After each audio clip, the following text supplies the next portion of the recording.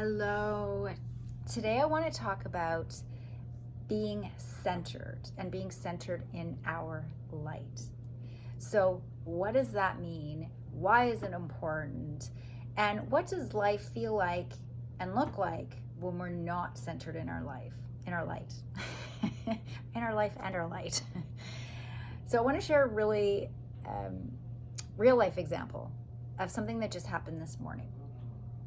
So this morning, instead of getting up and doing my regular meditation practice, so sometimes my practice in the morning will only be 10 minutes, but it is very uncommon that I will skip that. And here's why.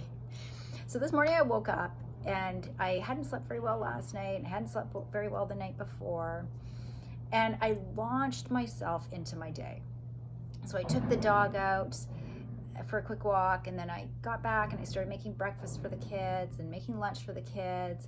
And then there was a bit of a back and forth happening between me and my eldest daughter because there was something that was upsetting her, and so there was a little bit of, back and forth, tug of war energy between us. And then my youngest daughter was blaring her the new Taylor Swift album, and it just felt like too much. It was like too many things coming at me, and I hadn't centered. So think of it this way. It's like being in an emotional washing machine, and you're going around and around and around, and you're not centered, and you're not grounded, and you're not in your light, and you're just going around with your emotions, and then someone else is going to throw another dirty piece of laundry in.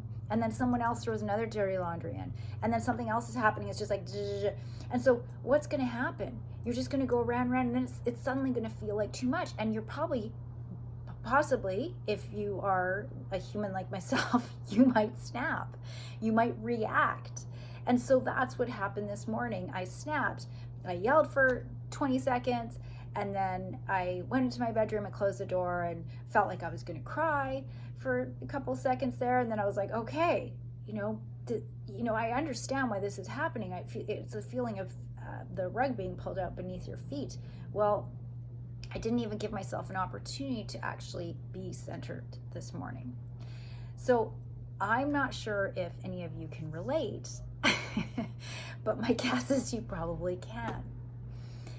Now, what does it feel like, or what does it, actually I want to share my practice with you. So to center in my light, I don't take an hour to meditate. I actually don't even take 30 minutes to do this in the morning. It is a very brief practice, and that's why I want to share it with you.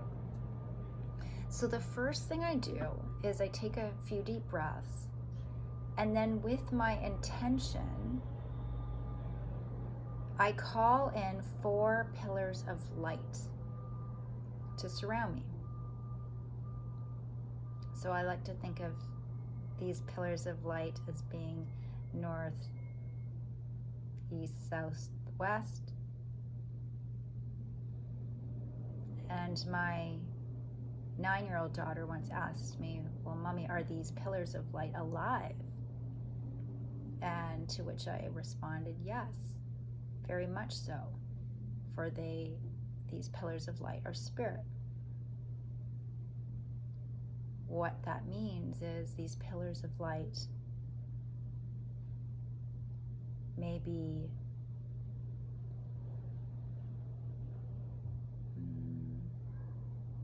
ascended masters, they may be archangels, they may even be loved ones of yours who've passed, angels. That part is not so important. It is simply important to know that when you call in 4 pillars of light to surround you, you are calling in ambassadors of love. You are calling in divine beings that protect you, and guide you, love you, and support you.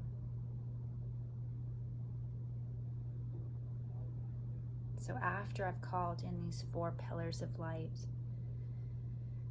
I breathe into the body and I begin to breathe in, and with the intention, allow my light to begin to expand deeper in the body. I allow it like a beach ball being blown up, breathing in with every breath, allowing that light to get bigger and bigger and bigger.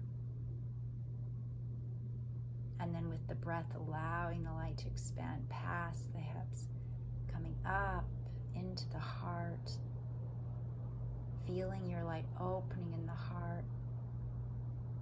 And with the breath, feeling your light moving out past your shoulders so that it stands nice and firm around you, nice and wide around you. And for good measure, you can even imagine wings on your back. Beautiful. So that's the second part. The third part, and I'm just saying parts so that we can kind of break it down, is I imagine the top of the crown opening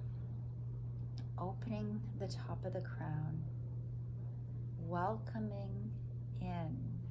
You see, this is with your intention. It's all with your willingness, your openness, and your intention.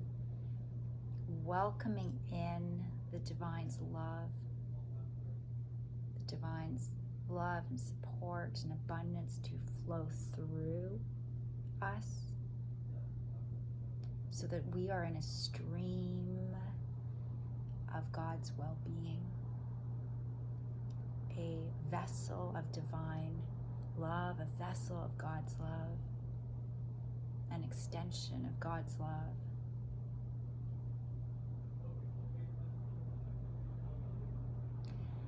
So this is my very brief process that allows one to feel centered and in alignment with Source, alignment, giving lots of space to one's own essence and light so that you can feel guided, so that you can hear your own inner guidance, so that you are in flow with your life. And also, so now, if you are triggered, if something happens or someone says something or there's some situation that triggers you, you are able to feel the hurt or the fear or the shame or the ickiness or whatever that feeling is, discomfort. And you're able to breathe and let it up and out, right? You're not reacting like I was this morning, because you're centered now. It's like, okay, I feel uncomfortable. That person doing that made me feel whatever it is, abandoned, alone, unworthy. And then you breathe and you can actually feel it, but you can let it come up and out. And you feel safe to do this because you are in your light. You are surrounded by light. You feel safe to let that. This is what processing is. This is what allowing emotions to come up and out effectively looks like. And this is essentially how we were designed. We were actually designed to be able to do this. So to be human, to feel, right? And all our past crap from this lifetime, other lifetimes, from ancestral and the collective, all of it can get triggered so that we can feel it and let it go. That's the whole point. So we can feel it and let it go. We're constantly healing. We're constantly clearing if we allow ourselves to be. When we're just reacting and lashing out like I did this morning, that's just a shit show. That's nothing. That's not healing and releasing. That's just all over the place. That's the emotional washing machine. Okay, beautiful. So 3 parts: welcoming in 4 pillars of light to surround you, breathing in, allowing space for your own essence to be really big and bright, and opening the crown so that you allow Source's love and abundance and guidance and creativity to flow through you. beautiful. If this helped you, or you know somebody who could benefit, please feel free to share this video. And if you're curious about intuitive healing, reach out. You can find me at rachelshonecker.com. Thank you. Have a great day.